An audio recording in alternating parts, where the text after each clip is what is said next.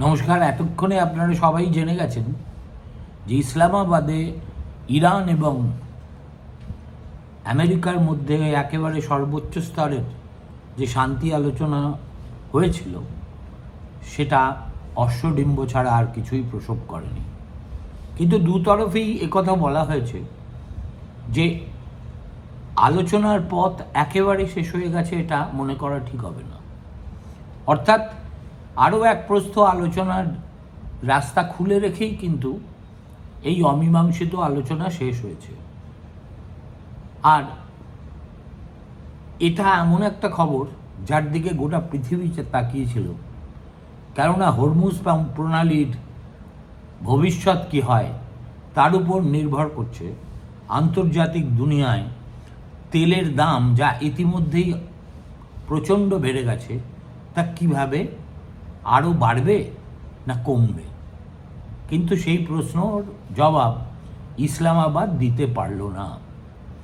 এই যে আলোচনা এই স্তরে, সেটা 1979 সালের পরে কখনো এই শীর্ষস্তরীয় আলোচনা হয়নি, যেখানে আমেরিকার ভাইস প্রেসিডেন্ট নিজে উপস্থিত ছিলেন এবং ইরানের পক্ষ থেকে পররাষ্ট্রমন্ত্রী এবং তাদের পার্লামেন্টের যিনি অধ্যক্ষ, তিনিই প্রধানত ইরানের ডেলিগেশন লিড করেছেন।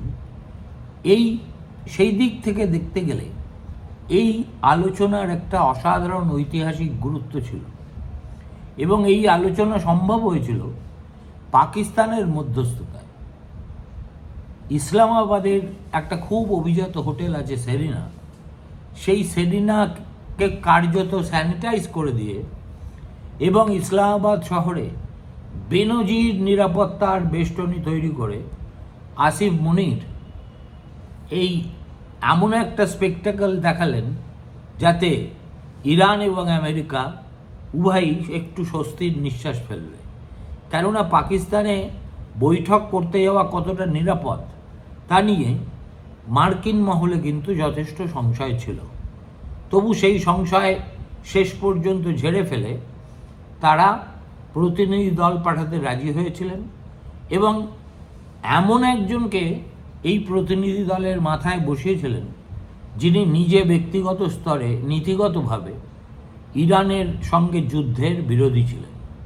কিন্তু যেহেতু এই বিরোধিতা প্রকাশ্যে আনা যায় না, অতএব তিনি নিজের ব্যক্তিগত মহল ছাড়া অন্য কোথাও এই মতপার্থক্যের কথা জানাননি। আর ইরানও ইনসিস্ট করেছিল যে জেডি ভান্স ছাড়া তাদের প্রতিনিধি দলের নেতৃত্ব অন্য কেউ থাকলে ইরান সেই আলোচনায় যাবে না। অতএব জেডি ভান্স হঠাৎ করে একটা খুব স্পর্শকাতর এবং অত্যন্ত গুরুত্বপূর্ণ ঐতিহাসিক মুহূর্তে আমেরিকা, ইরান এবং গোটা বিশ্বের কাছে একটা শান্তির দূত বা প্রতীক হয়ে উঠেছেন। এটা কিন্তু তার ভাইস প্রেসিডেন্ট হওয়ার পর থেকে সবচেয়ে বেশি গর্বের মুহূর্ত, এতে কোনো সন্দেহ নেই। ইসলামাবাদ থেকে আমেরিকায় ফেরার বিমানে ওঠার পরেই ডোনাল্ড ট্রাম্প, যেটা তার স্বভাবসিদ্ধ, তিনি ঘোষণা করে বসে আছেন যে এবার থেকে আমরা হরমুজ প্রণালীতে নৌবাহিনী দিয়ে অবরোধ করব। এবং আলোচনাটা যে কোনো অগ্রগতি ছাড়াই শেষ হয়েছে, এটার পরে অনেকে মনে করছেন ইরানের উপর আরও বাড়তি চাপ সৃষ্টি করতেই ট্রাম্প এই ধরনের স্বভাবসুলভ হুঁশিয়ারি দিয়েছেন।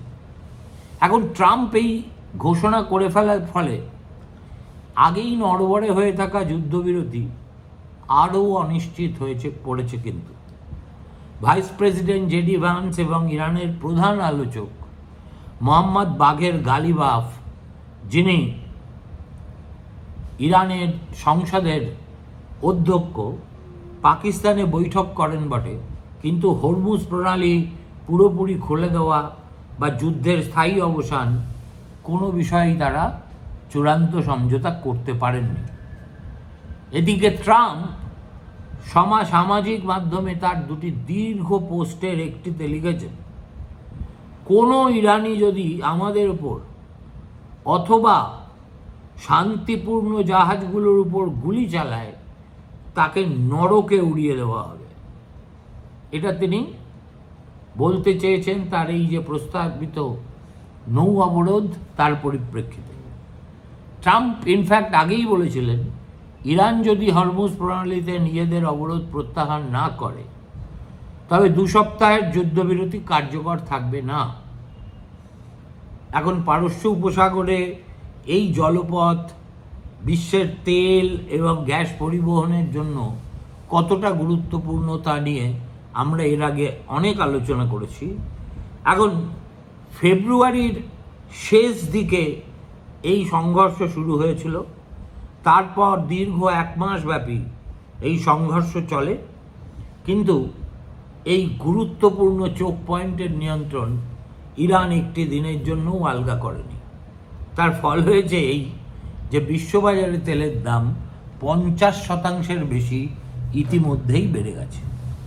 এখন সত্যি কথা হচ্ছে, বাস্তবে গত মঙ্গলবার যুদ্ধবিরতি কার্যকর হওয়ার পর থেকে খুব কম সংখ্যক জাহাজই হরমুজ প্রণালী দিয়ে যাতায়াত করেছে। এখন মার্কিন কর্মকর্তাদের অভিযোগ, এর জন্যে দায়ী যদি কেউ থাকে তাহলে সেটা ইরান, কেননা তারা ওই পথ দিয়ে চলাচলকারী প্রতিটি জাহাজ থেকে তোলা তুলছে, যেটা সম্পূর্ণ বেআইনি। তোলা শব্দটা অবশ্য মার্কিনরা জানেন না এখনো, কিন্তু তারা তাই বলছেন যে তারা একটা শুল্ক আরোপ করছেন, যে শুল্ক কিছুতেই ইরান আরোপ করতে পারে না। অন্যদিকে ইরান এ সম্পর্কে প্রকাশ্যে কিছু বলেনি, কিন্তু যেটা বোঝা যাচ্ছে, এমনিতেই ইরানের যত অ্যাসেট বিদেশে ছিল সব আমেরিকা ফ্রিজ করে রেখে দিয়েছে। তদুপরি 1 মাস ধরে তাদের যুদ্ধ চালাতে হচ্ছে।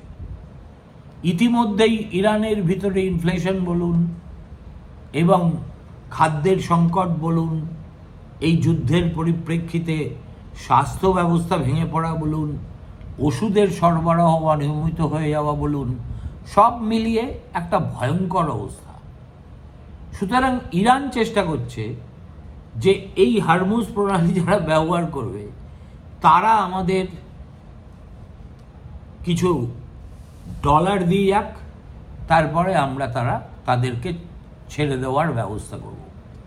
এটা আইনত নিষিদ্ধ, ইরানের করা উচিত নয়, কিন্তু ঠেলায় পড়লে গোয়ালা ঢেলা হয়।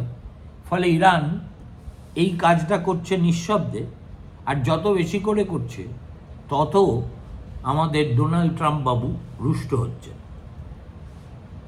তারপরে ট্রাম্প কি লিখলেন? তিনি লিখলেন, মার্কিন নৌবাহিনী এমন যে কোনো জাহাজকে খুঁজে বের করবে এবং আটকে দেবে যারা ইরানকে ওই শুল্ক দিচ্ছে। আর ইরান সরাসরি বলেছে যে আমেরিকার এই নৌ অবরোধের হুমকি আসলে যুদ্ধ ঘোষণার সমতুল্য। এখন ইরানের নেতারা এখনো পর্যন্ত এমন কোনো ইঙ্গিত দেননি যে তারা হরমুজ প্রণালীর উপর থেকে তাদের নিয়ন্ত্রণ শিথিল করতে প্রস্তুত। স্থায়ী শান্তি চুক্তি না হওয়া পর্যন্ত তারা এটিকে একটি গুরুত্বপূর্ণ দর কষাকষির অস্ত্র হিসেবেই দেখতে চাইছে। রবিবার সকালে সামাজিক মাধ্যমে ইরানের সর্বোচ্চ নেতার উপদেষ্টা আলী আকবর ভেলায়েতে লিখেছেন, এই প্রণালীর চাবিকাঠি দৃঢ়ভাবে আমাদের হাতেই ছিল, এখনও আছে। এখন বিশ্লেষকদের মতে 2 দেশের মধ্যে মতভেদ এত গভীর এবং সমস্যাগুলি এতই জটিল যে মাত্র 1 দফা বৈঠকে কোনো রকম সমাধান হওয়ার সম্ভাবনা খুবই কম ছিল। ট্রাম্প কিংবা গালিবাফ কেউই কিন্তু ভবিষ্যতে আরও আলোচনার সম্ভাবনা নাকচ করে দেননি। ট্রাম্প আজকেই ফক্স নিউজকে, তার ফেভারিট চ্যানেল, একটি সাক্ষাৎকারে বলেছেন তার কঠোর অবস্থানের কারণেই নাকি ইরান আলোচনার টেবিলে এসেছে এবং এখনও তারা সেখানেই আছে। আর তারপরে বলেছেন আপনারা মিলিয়ে নেবেন, শেষ পর্যন্ত আমরা যা চাইছি ইরান তার সবকটাই মেনে নেবে।